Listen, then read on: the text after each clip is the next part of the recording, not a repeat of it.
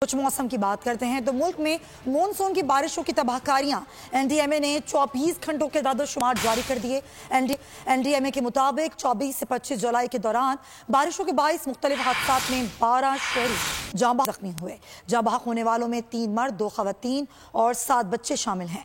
Report के मुताबिक बारिशों के बाइस 54 मकानात को जुजवी या मुकम्मल नुकसान पहुंचा। 23 मवेशी भी हलाक हुए। 25 जून से 25 जुलाई तक मुख्तलिफ हादसात में 150 अफराद जाँ बहक और 233 जख्मी हो चुके हैं।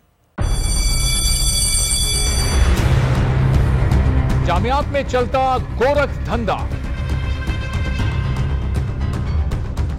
नौजवानों के मुस्तकबिल से खेलने वाली काली भेड़ों के आगे हुकूमत और इंतजामिया मुकम्मल बेबस। मुस्तकबिल के मेहमानों के तहफ्फुज के लिए बोल ने उठाई आवाज, सहाफती फराइज को निभाते हुए पहुंचाई हर खबर अवाम तक। बड़े स्कैंडल से जुड़े तमाम हकाइक रखे अवाम के सामने, क्योंकि बोल है पाकिस्तान का नंबर 1 न्यूज चैनल।